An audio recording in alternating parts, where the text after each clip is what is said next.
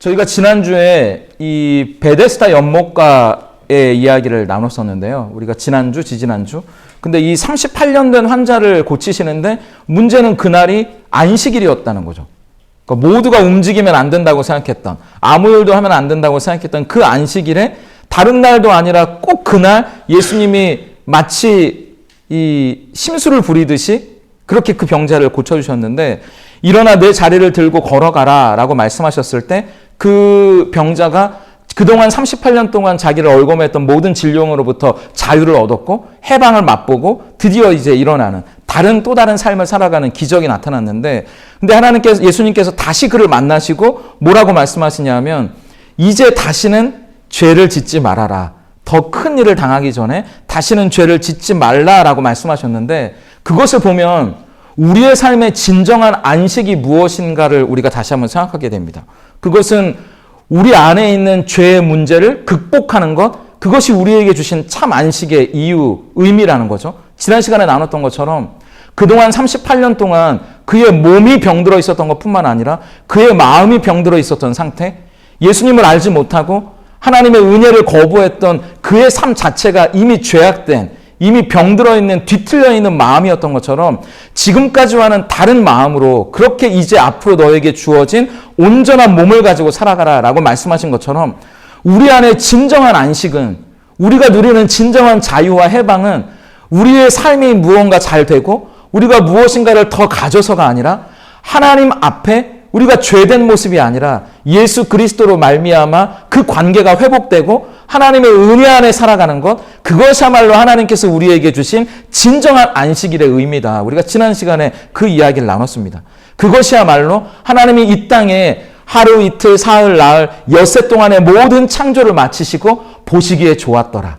이제 하나님이 꿈꾸시고 계획하셨던 그 모습 그대로 존재했던 것을 하나님이 기뻐하시며 안식하셨던 것처럼 우리의 삶 가운데 하나님이 보고 싶어 하셨던 바로 그 모습으로 살아가는 것, 하나님이 기뻐하시는 그 모습으로 우리가 서 있는 것, 그것이야말로 하나님께는 안식이고 우리가 누려야 할 참된 평강과 안식과 회복이 될 것이다. 그렇기 때문에 우리가 예수님을 만나기 전에는, 하나님 앞에 서기 전에는 이미 우리는 그 안식을 살아갈 수 없는 사람들이 되었다. 지난 시간에 그 이야기를 나누었죠. 그러면서 안식일을 범한 것이 예수님을 향해 그들이 예수님을 죽이려고 했던 이유의 첫 번째였으면서, 두 번째는 아버지께서 일하시니 나도 일하신다 라고 말했던 신성모독, 감히 그럼 네가 하나님과 동격이라는 말이냐 라고 유대인들이 예수님을 향해서 이 분을 내면서 예수님을 죽이려 했던 두 번째 이유. 근데 오늘 19절부터 29절까지는 이 두 번째 이유에 대한 예수님의 변론입니다. 하나님 아버지가 일하시니 나도 일하신다. 이 말이 무슨 말인지는 지난 시간에 이미 다 말씀을 드렸는데, 이 말이 무슨 말이냐? 오늘 그 이야기를 좀 먼저 이 배경을 살펴보도록 하겠습니다. 우리 19절 말씀 같이 한번 읽어볼까요? 예수님이 뭐라고 말씀하시는지 함께 읽겠습니다. 시작.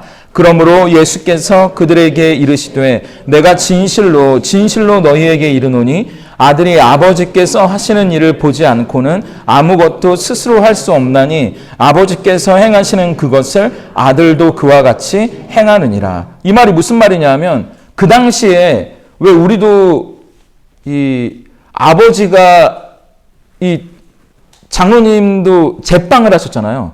근데 우리 아드님도 제빵을 하시는 것처럼 일본 같은 데 가면 우리도 예전에는 왜 가업을 이어가는 분들이 많이 있죠. 그래서 이렇게 뭐 횟집을 하시면 그 아들도 횟집을 하시고 그 아들도 횟집을 하고, 그래서 뭐 노포라고 해서 100년 가는 가게, 100년 가게 이런 이야기도 하고. 근데 그 배경입니다. 오늘 이 이야기는 마치 아버지가 아들에게, 할아버지가 아버지에게 자기의 가업을 승계하는 것처럼 자랑스러운 일을 보여주고 익히게 하고 연습시키는 것처럼, 그것을 어렸을 때부터 늘 보고 자라면서 그 일이 나에게도 자랑스러운 일이 되고 나도 그 일을 감당하면 좋겠다라는 마음이 들었던 것처럼 오늘 그 이야기를 하고 있는 거죠. 이 표현 안에는. 그러니까 예수님께서 아버지와 함께 계셔서 아버지께서 이 땅을 어떻게 창조하셨는지, 그리고 생명을 어떻게 살리셨는지, 그리고 이 생명을 어떻게 소중히 여기시고 그의 생명 가운데 새로운 회복과 자유와 해방을 주셨는지 예수님이 이미 보셨기 때문에 아버지가 하셨던 일들을 이 땅에서 예수님 나도 그대로 행하는 것이다. 그 이야기를 하는 겁니다. 아버지의 가업을 아들이 이어가는 것처럼 아버지와 창조 전부터 함께 있었던 말씀이신 예수님께서 이 땅에 오셨기 때문에 아버지 하나님이 하신 일을 나도 한다 이렇게 이야기를 하는 거죠. 그러니까 이 유대인들은 더 화가 난 겁니다. 아버지께서 일하시니 나도 일하신다는 말도 신성모독인데 지금 이 이야기는 아버지께서 하시는 일들을 내가 어렸을 때부터 봤고 그렇기 때문에 나도 가업으로서 아버지가 행하신 생명과 자유와 치유와 회복의 역사를 나도 행할 뿐이다라는 말은 그러면 창조 전부터 네가 하나님과 함께 있었다는 말이냐가 되기 때문에 유대인들에게는 더 할 것은 숭실대 김회권 교수님이 이런 이야기를 하시는 글을 제가 봤는데요. 예수님이 하나님을 아버지라고 부를 때 신약성경에서 그때는 우리는 두 가지로 볼 수 있죠. 하나는 내가 하나님 아버지의 아들이기 때문에 뭔가 특권을 가진 대단한 사람이라는 것을 과시하기 위해서 하나님을 아버지로 부른 적은 한 번도 없다는 거예요. 신약 성경에서 예수님이 하나님을 아버지라고 부를 때는 딱 한 가지 이유 때문이다. 그게 뭐냐 하면 하나님을 아버지가 이 땅에 나는 죽음으로써라도 순종할 것이다. 충성할 것이다. 왜냐하면 하나님께서 나의 아버지가 되시고 나는 그분의 아들이기 때문에. 그러니까 하나님 아버지에 대한 무한대의 책임을 강조할 때에만 하나님을 아버지라고 불렀다는 거예요. 그러니까 뭔가 특권을 가지고 내가 하나님 아버지의 아들이야. 내가 하나님의 아들이니까 너희가 나에게 뭔가 잘해야 돼. 이걸 과시하기 위해서가 아니라 심지어 하나님의 아들인 예수님조차도 아버지가 계신다는 것은 내가 아버지의 뜻에 순종해야 하는 하나님께 책임을 진 존재라는 것을 나타내기 위할 때만 하나님을 아버지라고 불렀다는 거죠. 그래서 우리는 예수님께서 하나님이 보신 것, 하나님이 말씀하신 것만 나도 행한다. 하나님이 말씀하신 것만 나는 순종할 뿐이다라고 말할 때 뭔가 예수님이 하나님보다 좀 격이 떨어진다거나 하나님의 명령이 없이는 아무것도 할 수 없는 존재라거나 라는 말이 아니라 사실은 이건 삼위일체를 강조하는 이야기입니다. 아버지와 아들과 성령이 창조 이전부터 함께 계신 분이라는 것, 그리고 그 삼위일체 되신 하나님께서 한 분이시라는 것, 세 분이지만 한 분으로서 관계 안에 계셔서 그래서 그분께서 하나님 아버지께서 하시는 일들은 아들도 해야 하는 일이고 그리고 아들이 하는 일들을 성령께서는 우리로 하여금 지금 믿게 하신다는 결국은 이 세 분이 하는 일은 똑같은 일이다라는 걸 말씀하시기 위해서 이 이야기를 하는 거죠. 근데 이 19절부터 29절까지의 이 단락을 딱 한마디로 한다면 많은 학자들은 가장 우선적인 주제는 아버지와 아들의 관계라고 이야기합니다. 그러니까 다른 그 어떤 것보다 이 19절부터 29절까지가 우리에게 보여주시는 것은 아버지의 관계를 나타내는 말이거든요. 그건 우리가 아까 이야기했던 것처럼 다름 아닌 삼위일체에 대한 이야기입니다. 근데 이 삼위일체가 그냥 저 멀리 있는 지식이 아니라 그냥 우리가 배워야 하는 성경 공부가 아니라 오늘 우리의 삶 가운데 또 이 한 주간의 삶을 살아가는 우리에게 힘이 되는 이유가 뭔지, 그리고 우리가 그 삼위일체에 무엇을 감사해야 하는지 오늘 그 이야기를 우리에게 보여주시는 거거든요. 그래서 팀 켈러 목사님이 왕의 십자가라는 책에서 이 삼위일체를 뭐라고 설명하냐 하면 춤을 추고 계신다 이렇게 이야기합니다.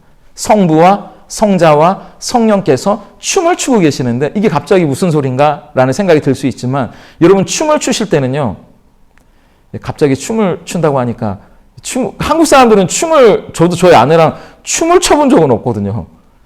이렇게 춤을 잘 이렇게 추신지는 않죠. 뭐 이렇게 밤에 이렇게 예배 끝나고 가면 우아한 음악을 틀어놓고 이렇게 같이 춤을 추시고 이런 건 우리 문화에는 그렇게 흔하진 않은 일이니까. 근데 춤을 춘다는 건 서양 사람들에게는 되게 흔한 일인 것 같아요. 그래서 서양 사람들이 춤이라고 생각할 때는 내가 내 마음대로 뭔가를 하면은 춤을 출 수 없다는 겁니다. 이 리듬에 상대방의 움직임에 나를 맡기고 그리고 내가 움직일 때 상대방이 자기를 내려놓고 자기의 움직임을 나에게 맡기는 것. 그러니까 이 리듬 속에 서로가 서로를 양보하고 나의 중심성을 내려놓는 것. 그래서 함께 즐거워하고 기뻐하는 그 행위, 그것을 춤이라고 말하는데 마찬가지로 삼위일체 되신 하나님께서 춤을 추고 계신다는 말은 그분들이 그 아름다운 은혜 가운데 서로를 기뻐하고 서로를 즐거워하며 내가 더 잘났지, 네가 나보다는 조금 더 낫지라는 이야기가 아니라 함께 같은 동등된 자로서 서로의 리듬에 몸을 맡기신다는 거예요. 그래서 오늘 이 삼위일체가 우리를 초청하는 이유는 이렇게 말씀하시는데요. 제가 읽어드릴게요. 우리를 향해 너는 춤을 위해 창조된 존재니라. 나를 믿기만 해서는 부족하다. 삼위일체가 우리에게 주신 유익이라고 써놓은 겁니다. 너는 춤을 위해 창조된 존재니라. 나를 믿기만 해서는 부족하다. 가끔 기도하면서 종교인의 외양만 갖추어서도 부족하다. 힘들 때 내 말에서 약간의 힘을 얻는 것, 그것으로도 부족하다. 너는 나를 중심으로 살도록 창조된 존재이다. 거기서만 참된 행복을 찾을 수 있다. 그렇기 때문에 이 목사님이 이렇게 적어놓더라고요.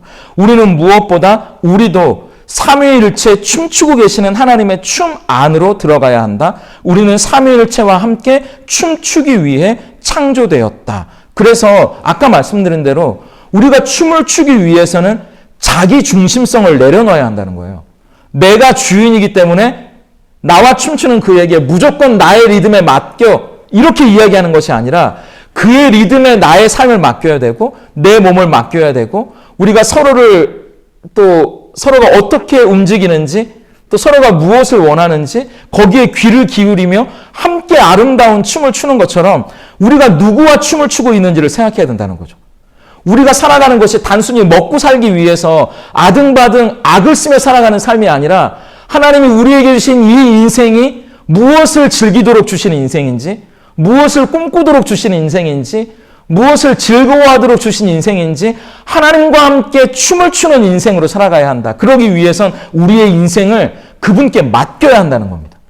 내가 내 인생의 주인이라는 생각을 내려놓고 우리의 인생에 손짓하며 우리를 부르시는 하나님의 음성 앞에 우리의 인생을 맡겨야 한다는 거죠. 그분의 리듬에 나를 맡겨야 한다. 그렇기 때문에 오늘 아버지와 아들의 관계, 하나님께서 보여주신 것대로 아버지가 가르쳐주신 대로 나는 행할 뿐이다. 그것은 영혼을 살리는 일이기도 하면서 심판하는 일이기도 하다는 조금 알쏭달쏭하기도 하고 너무나 지식적인 이 관념적인 이야기가 우리에게 어떤 의미와 또 어떤 교훈을 주는지 어떤 은혜를 주는지 우리가 먼저 그분의 리듬에 우리를 맡기기 위해 알아보도록 하겠습니다. 첫 번째는 예수님이 우리 삶에 살아계시는 분이라는 것을 알아야 한다는 거죠. 예수님이 우리를 살리신다고 말씀하시는데 그래서 우리를 심판하기도 하고 예수님 안에 있는 생명을 우리에게 주신다고 말씀하시기도 하는데 그것보다 우리의 인생에 과연 예수님이 살아계신 분이냐라고 하는 거죠. 예수님이 살아계시지 않는데 그분이 우리를 살린다는 것은 어불성설이기 때문입니다. 내가 예수님을 살아계신 분으로 인정하지 않는데 예수님 나를 살려달라는 거죠. 너무나 큰 아이러니입니다. 그렇기 때문에 요한복음 5장 26절과 27절 우리 같이 한번 읽어볼까요? 함께 읽습니다. 시작.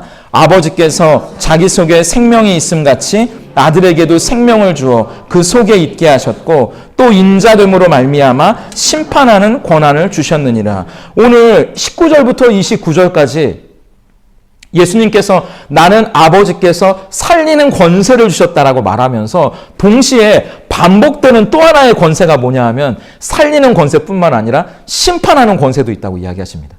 그래서 여기 보면 인자됨으로 말미암아 심판하는 권한을 주셨다. 그리고 29절에도 보면 죽은 자의 부활 가운데 그들을 심판할 권세를 주셨다. 두 번씩이나 이 심판하는 권세를 주셨다는 말을 강조하거든요. 이 말은 다시 말하면 심판하는 권세는 하나님 아버지에게만 있는데 이것을 아들인 예수님에게 주셨다는 말은 아들인 예수님을 이 세상의 왕으로 삼아주셨다는 이야기입니다. 하나님 아버지께서 아들이신 예수님에게 이 세상의 왕으로 지금은 십자가에 달려 아무런 힘없이 죽어가는 어린 양에 불과하지만 예수님이 다시 오시는 부활의 그날에는 왕으로 오실 것이다. 그래서 이 세상을 심판하는 권세가 아들에게 있음을 세상으로 하여금 알게 하려 합니다. 이 얘기를 하셨거든요.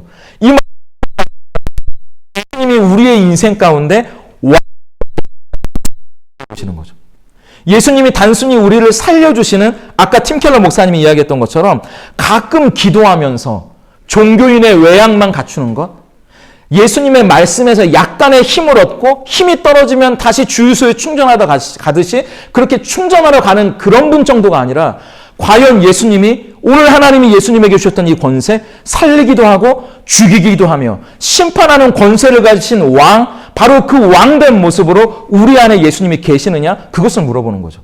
그래서 저는 이 말씀을 보면서 마가복음 생각이 나는 거예요. 마가복음 4장입니다. 우리 같이 한번 읽어볼까요? 함께 읽습니다. 시작. 예수께서 깨어 바람을 꾸짖으시며 바다더러 이르시되 잠잠하라 고요하라 하시니 바람이 그치고 아주 잔잔하여지더라. 이에 예수께서 이르시되 어찌하여 이렇게 무서워하느냐 너희가 어찌 믿음이 없느냐 하시니 그들이 심히 두려워하여 서로 말하되 그가 누구이기에 바람과 바다도 순종하는가 하였더라. 여기 보면 파도를 향해 바다를 향해 저 폭풍을 향해 잠잠하라 말씀하시는 예수님의 말씀의 권세 앞에 바람도 파도도 바다도 잠잠해지잖아요. 그때 제자들이 말하는 거죠. 어찌하여 이런 일이 일어났을까? 그때 예수님이 말씀하십니다. 너희가 왜 무서워하느냐? 너희가 믿음이 없기 때문이구나 라고 말씀하시는데 이 믿음이 없다는 말은 우리 안에 뭔가 하나님 앞에 올려드릴 것이 없다는 말이 아니라 그 다음 제자들이 하는 이야기를 보면 알 수 있습니다. 이 믿음은 그가 누구이기에이죠. 예수님이 어떤 분인지를 모른다는 이야기입니다. 내 인생 가운데 예수님이 어떤 분인지를 모르기 때문에 그것을 예수님은 믿음이 없다라고 말씀하시는 거죠. 믿음이 없다는 말은요. 그분과 내가 아무런 관계를 맺고 있지 못하다는 말이에요. 제가 요한복음을 말씀하면서 계속 믿음은 하나님과 우리가 맺고 있는 관계에 대한 이야기다라는 말씀을 드렸던 것처럼 그러니까 하나님이 내 인생에 어떤 분이신지를 신뢰할 수 없는 거죠. 드린다고 해도 내 뒤에는 3, 4 정도는 숨겨놓고 6, 7 정도만 하나님 앞에 드리는 거죠. 그리고 내가 숨겨놓은 것을 다시 꺼내면서 예수님께 이걸 드렸으니까 내가 숨겨놓은 이게 내 인생을 책임져 주겠지 생각하면 그건 믿음이 없는 겁니다. 하나님을 신뢰하지 않는 거죠. 관계 가운데 온전히 예수님을 의지하지 못하는 삶이라고 말씀드렸잖아요. 그러니까 예수님이 우리에게 어떤 분이냐? 그분은 바람도 파도도 바다도 말씀으로 잔잔케 하시는 분, 우리의 인생의 왕 되신 분, 그분이 우리 가운데 행하시는 일들 그 속에서 우리에게 참 자유와 은혜를 주시려고 하시는 분이라는 것을 과연 우리가 믿고 있느냐? 그것을 우리에게 먼저 물어보는 거죠. 여러분의 인생에 예수님은 어떤 분이신가요? 우리가 잠시 기름이 떨어지면 들르는 충전소에 계시는 분 정도가 아니라 그분은 우리의 인생의 모든 파도와 바람과 폭풍을 잠잠케 하시는 왕 되신 분이라는 사실을 믿으실 수 있기를 바랍니다. 그렇기 때문에 하나님이 이렇게 말씀하시는 거죠. 요한복음 5장 23절입니다. 오늘 이 관계를 통해 예수님이 어떤 분인지를 말하면서 그 의도를 이렇게 말씀하시는데요. 같이 읽어볼게요. 시작. 이는 모든 사람으로 아버지를 공경하는 것 같이 아들을 공경하게 하려 하심이라. 아들을 공경하지 아니하는 자는 그를 보내신 아버지도 공경하지 아니하느니라. 하나님 아버지를 공경한다면 아들이신 예수님도 공경하게 하려 하십니다. 이 이야기는 아까 말씀드렸던 그거예요. 진짜 왕으로 계시는지, 그분을 믿고 있는지, 그분을 향해 진짜 믿음을 드릴 수 있도록 하신다. 그래서 공경은 왕으로 모신다는 말이잖아요. 두려워하며 떤다는 말인데 저는 이 말씀을 보면서 이런 생각이 드는 겁니다. 오늘 우리에게 믿음을 요구하실 때는, 오늘 예수님을 공경하라고 말씀하실 때는 이런 거죠. 내가 그분을 위해 해드릴 일이 있다는 걸 믿는다는 얘기가 아니에요. 우리 추수감사절에 맨날 막 이렇게 호박도 갖다 놓고 배추도 갖다 놓고 뭐 이렇게 하는데 우리 안에 무엇인가 하나님께 감사드리고 무엇인가 하나님 앞에 올려드릴 것을 더 올려드리지 못해서 죄책감을 갖거나 죄송스러워하거나 이것이 아니라요. 하나님이 우리에게 진짜 원하시는 믿음은 우리가 하나님 앞에 드릴 것을 올려드리는 믿음이 아니라 우리의 삶에 행한 내가 생각하는 것이 아니고요. 그분이 왕이시기 때문에 우리의 인생 가운데 행하실 일이 있다는 것을 믿는 것이죠.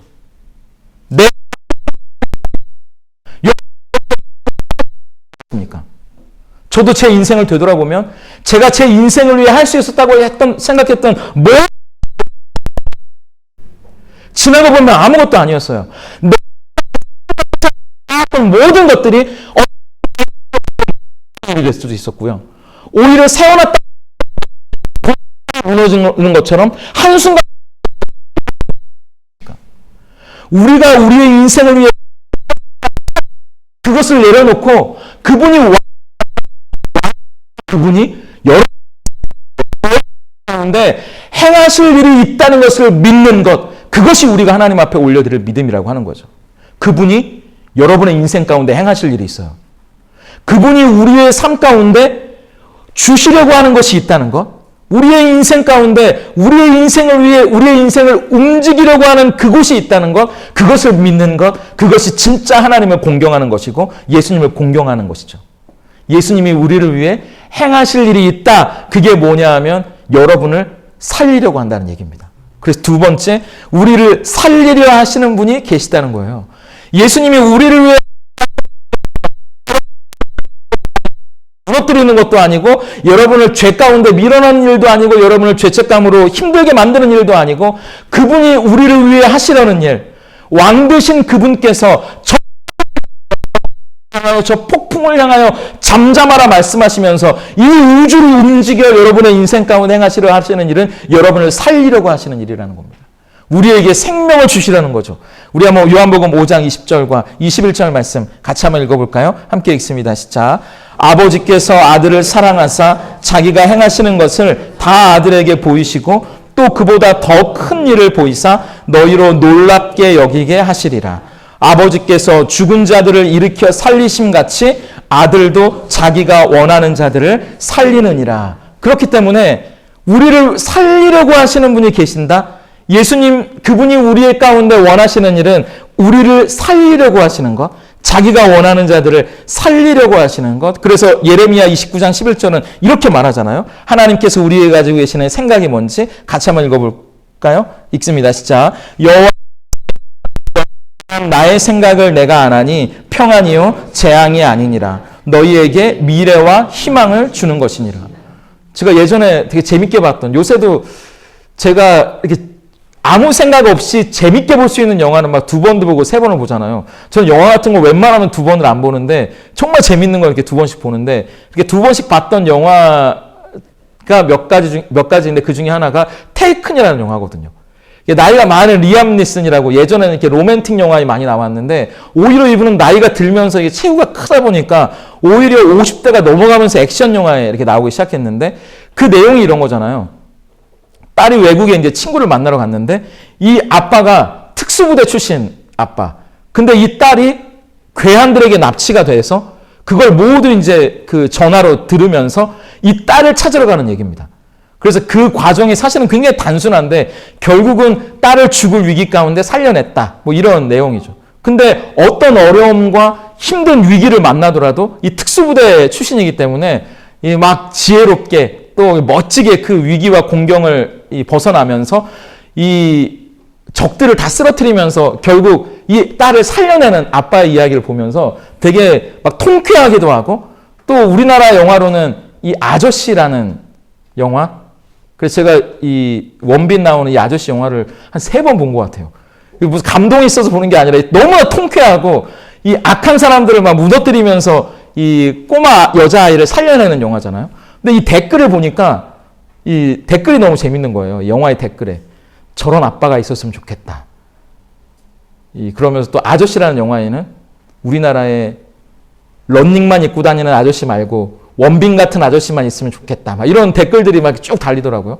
그러니까 우리가 어떤 위기 가운데 있다고 해도, 어떤 어려움과 힘든 상황 가운데 있다고 해도 나를 그 죽을 위기 가운데 살려내는 아빠가 있다면, 또 내가 어느 처해 있더라도 끝까지 어느 곳에 있든지 거기까지 찾아와서 나를 살려내려는 아저씨가 있다면 우리는 안심이 되는 거죠. 근데 그런 아빠, 그런 아저씨와는 비교할 수 없는 분이 우리를 살리려는 예수님이라고 오늘 이야기하는 겁니다. 그러면서 여러분 올림푸스에 있는 신들을 보세요. 그리스 로마 신화에 나오는 신들을. 그 신들은 12명 혹은 13명, 우리가 이름을 다 외울 수도 없는 수많은 신들이 나오거든요. 그리스 로마에 나오는 그 수많은 신들이 모여서 하는 일이라고는 여러분 기억을 떠올려 보시면 자기들의 쾌락, 그것을 위해 인간들을 이용하고 인간들을 조종하고, 또 인간들이 이 신을 더 숭배하면 거기에 질투를 내서 그 사람이 나를 더 숭배하게 만들려고 또 어떤 술수를 부리거나, 이게 올림푸스에 모여있는 그 신들이라는 이름을 가진 존재들이 하는 일이거든요. 그런데 그것이 아니라 오늘 성부, 성자, 성령, 삼위일체 되신 하나님께서 그들이 모여 꿈꾸고 기대하시고 행하시려는 그 계획은 우리를 살리시려는 관심밖에 없다는 이야기입니다. 그것이 우리에게 감동이 되는 거죠. 저 올림푸스 산에 있는 신들은 하나님은 결과를 보여드릴 수 없어요. 네, 결과를 보여줄 수 없지만 우리가 믿는 하나님은 우리에게 결과를 보여주실 수 있단 말이죠. 그 결과가 우리를 살리려는 결과예요. 그 올림푸스에 있는 신들은 그 즐거워하고 그것뿐이지만 우리가 것, 우리에게 행복을 주시려는 것, 우리에게 참된 자유를 주시고 어디가 있든지 그것을 안타까워하시면서 긍휼히 여기시고 우리를 그 가운데서 끄집어내어 우리에게 살아갈 새로운 인생을 허락해 주시는 것, 그것만이 우리가 믿는 하나님이 자나깨나 이스라엘 하시고 주무시지도 않고 여러 그것이 우리에게 너무나 큰 감동이 되는 겁니다. 그것을 알면 살아갈 힘이 나는 거죠. 우리가 살아가 볼 만한 의미를 찾는 겁니다. 제가 너무나 이 몸둘 바를 모르는 건 제가 가끔 저도 기도하면서 어떤 분이 떠오를 때가 있잖아요. 그래서 그분을 위해 기도하고 혹시나 무슨 일이 있나 싶어서 이제 전화를 드리거나 또 카톡을 드리거나 문자를 드릴 때가 있는데 그럴 때마다 그분들이 너무 감사해 하시면서 그래도 본인들을 위해 기도하고 있는 누군가가 있다는 것이 그분들에게는 힘이 되잖아요. 그리고 너무나 참 감사하게도 목사님이 기도해 주시니까 제가 힘이 나는 것 같아요. 또 제가 살고 있는 것 같아요 라는 말을 주실 때는 정말 쥐구멍이라도 들어갈 만큼 제가 몸둘 바를 모르는데 우리가 누군가가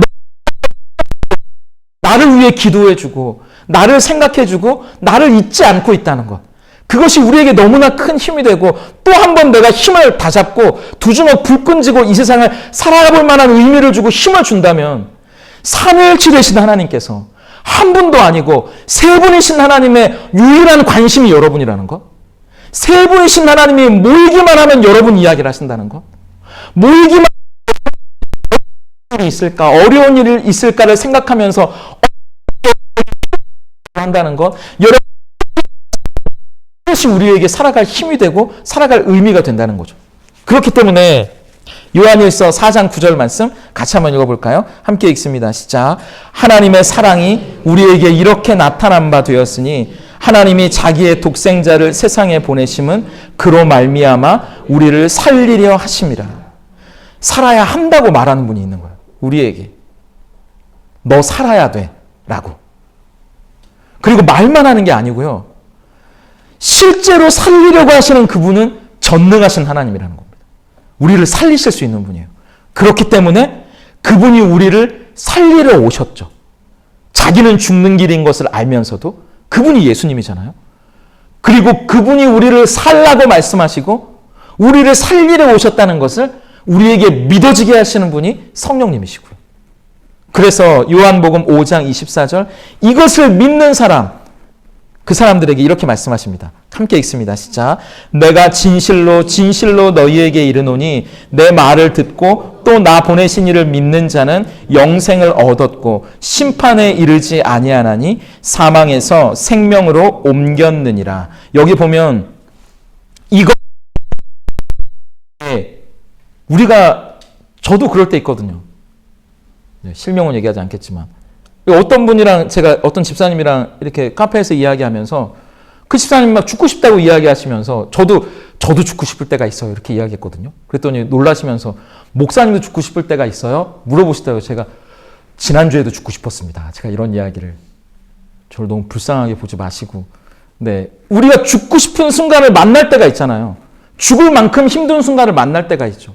그런데 그런 순간마다 너 살아야 돼 라고 말씀해 주시는 하나님이 있다는 것, 내가 너 살릴 것 있다는 것, 그것이 우리 마음 가운데 믿어지게 하신 분이 있다는 것, 이것을 믿는 사람은 영생을 얻었고 라고 되어 있는데 이 과거형이 됩니다. 과거형입니다.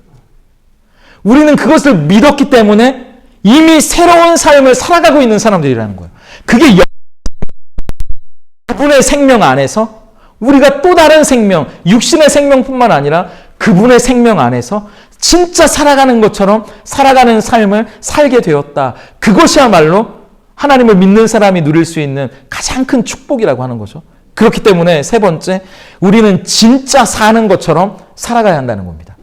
참된 생명을 살아가야 한다는 거죠. 왜냐하면 요한복음 5장 26절 같이 한번 읽어볼게요. 읽습니다. 시작. 아버지께서 자기 속에 생명이 있음 같이 아들에게도 생명을 주어 그 속에 있게 하셨고, 29절과 30절도 이어서 읽어볼게요. 시작. 이를 놀랍게 여기지 말라. 무덤 속에 있는 자가 다 그의 음성을 들을 때가 오나니 선한 일을 행한 자는 생명의 부활로, 악한 일을 행한 자는 심판의 부활로 나오리라. 아들에게도 생명을 주어 그 생명 안에 우리를 살아가게 하셨는데, 근데 29절과 30절을 보면 진짜 그 생명으로 우리가 다시 죽지 않는 생명으로 살아날 때는 부활의 그때라는 거예요. 근데 우리가 이 땅을 살아가잖아요.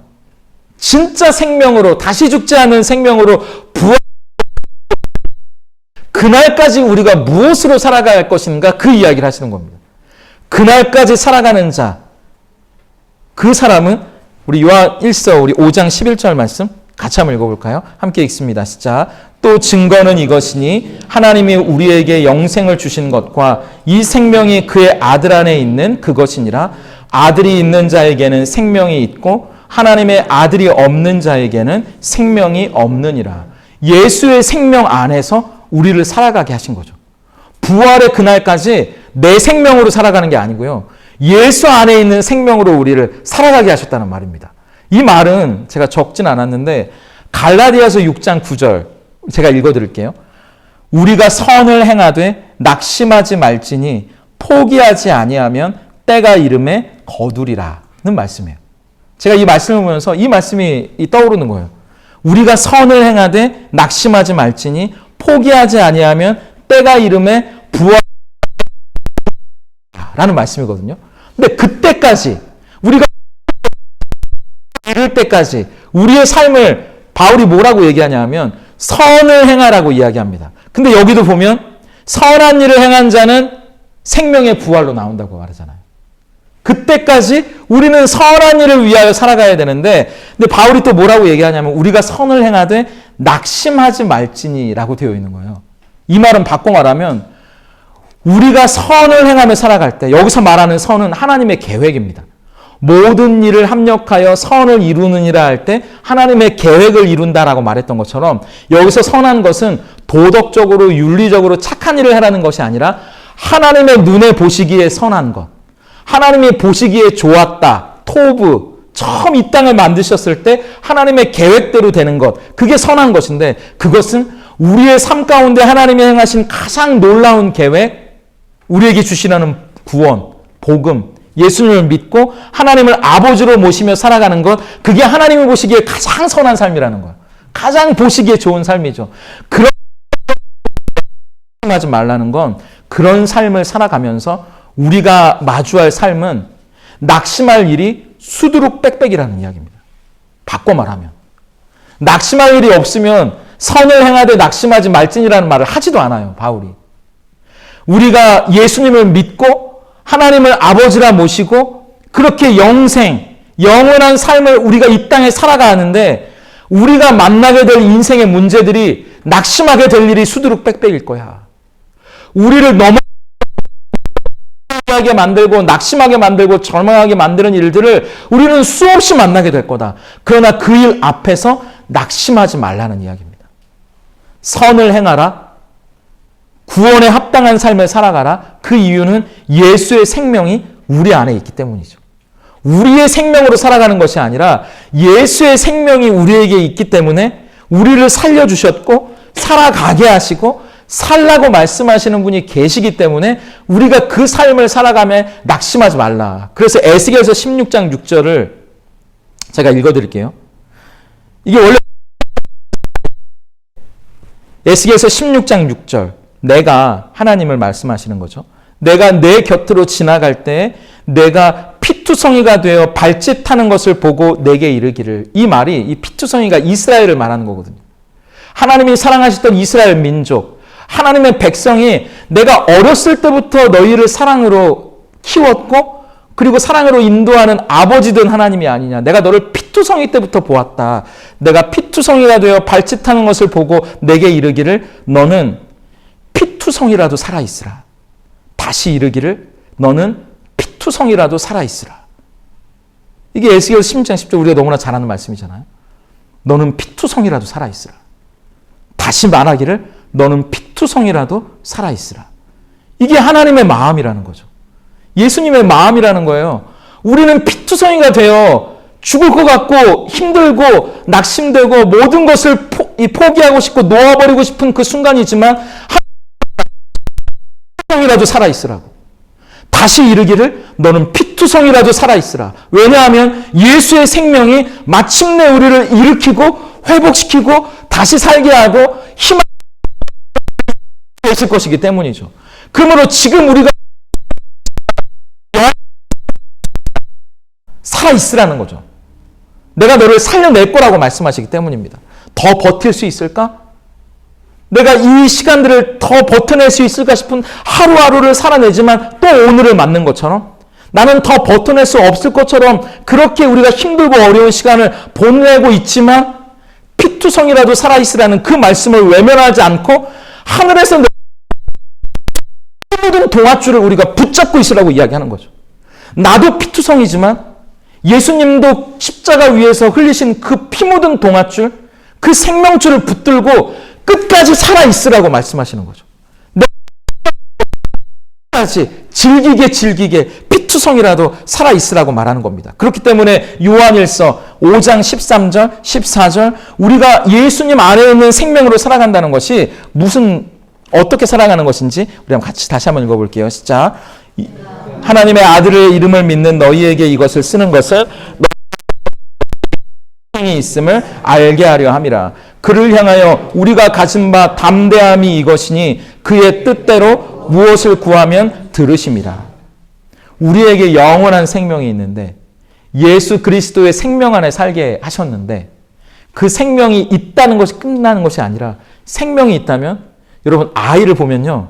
모로 반사라고 해서 아이에게 손가락을 우리 이제 우주도 태어나는데 이 아이한테 손가락을 이렇게 주잖아요.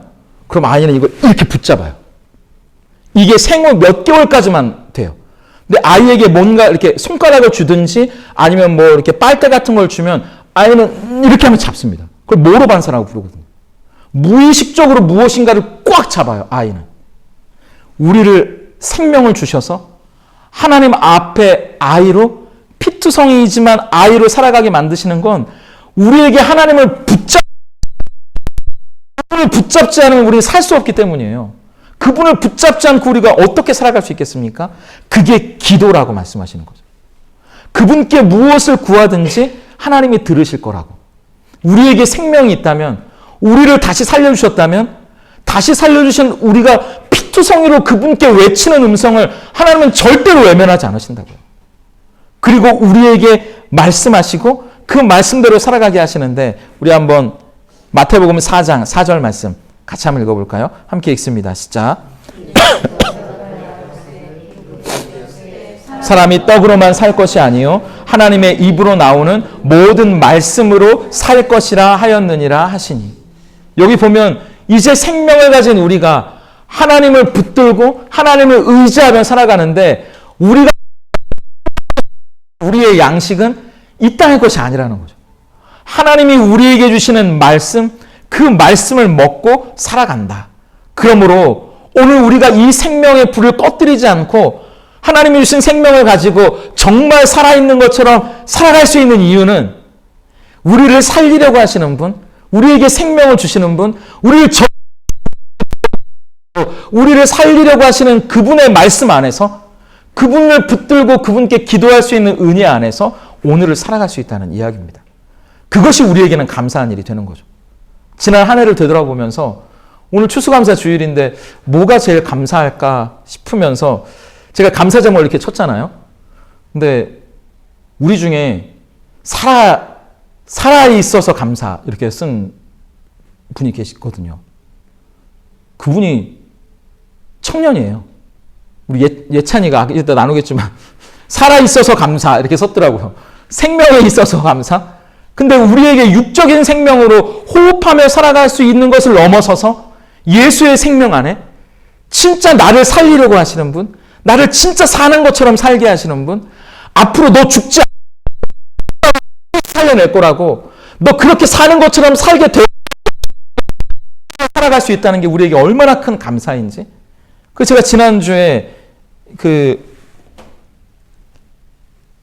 이 찬양을 우리가 부를 텐데, 이 찬양 가사가 제가 몇 주 동안 계속 이렇게 제 마음 가운데 묵상이 되는 거예요. 이 찬양의 가사가 이렇습니다. 참 고마운 친구. 이거 제가 찬양을 저도 익숙하지 않은 찬양이라 우리 김성현 전사님이 뒤에서 크게 불러주셔야 잊어버리지 않을 수 있어요. 참 고마운 친구, 나의 예수님. 나는 깨지기 쉬운 질그릇과 같으나 때론 낙심해도 포기치 않음은 예수의 생명이 내 안에 있기에. 내 삶의 동행자, 나의 예수님. 나는 기대가 없는 어린 나귀 같으나 늘 쓰러지나 다시 일어남도 예수의 생명이 내 안에 있기에. 우리가 낙심해도 포기치 않을 수 있는 이유, 우리가 넘어지고 쓰러져도 다시 일어날 수 있는 이유, 예수의 생명이 우리 안에 있기 때문이죠. 내 생명으로 살면 못 일어난다는 거 여러분 너무나 잘 아시잖아요. 놔버리고 싶을 뿐이죠. 근데 나를 살라고 말씀하시는 분이 있으니까. 나를 살리려고 이 땅에 오셨고 나를 살려낸 분이 있으니까. 앞으로 사는 것처럼 살라고 내가 너와 함께 하겠다고 말씀해 주시는 분이 있으니까 그 생명이 내 안에 있으니 우리는 일어날 수 있고 포기하지 않을 수 있는 거죠. 그래서 이렇게 고백합니다. 나의 약함은 나의 자랑이요. 나의 실패는 나의 간증이요. 나의 아픔은 오히려 나의 영광이니 그 부르심 따라 내가 걸어갑니다. 나 가난함이 오히려 나의 상급이고 내가 미련한 것이 오히려 나의 자랑이고 내가 쓰러졌다는 것이 나의 고백이니 그 부르심 따라 너는 피투성이라도 살아있으라. 살아있기만 해라. 생명으로 살라 말씀하시는 그 부르심 따라 내가 걸어갑니다. 예수의 생명이 내 안에 있으니. 오늘 이 고백이 우리의 고백이 되기를 바라고, 오늘 우리를 살리려고 하시는 분이 있다는 것, 나를 살려내신 분이 있다는 것, 나를 진짜 살게 하시는 분이 계시다는 것, 그분이 우리의 성부시요 우리의 성자시며 우리의 성령이시라는 그 세 분은 우리를 살리려고 하는 것이 그분들의 가장 큰 관심이고, 그분들의 삶 가운데, 그분들의 관계 가운데 마침내 그 아름다운 뜻을 우리의 삶 가운데 이루실 것이라는 것을 믿으시고, 그 예수의 생명이 우리 안에 있기에 그 부르심 따라 또 이 추수감사주일이 끝나고 또 하루 그렇게 진짜 살기 힘든 이 세상을 진짜 사는 것처럼 예수의 생명으로 살아가는 우리 모두가 될 수 있기를 예수님의 이름으로 축복하며 기도합니다.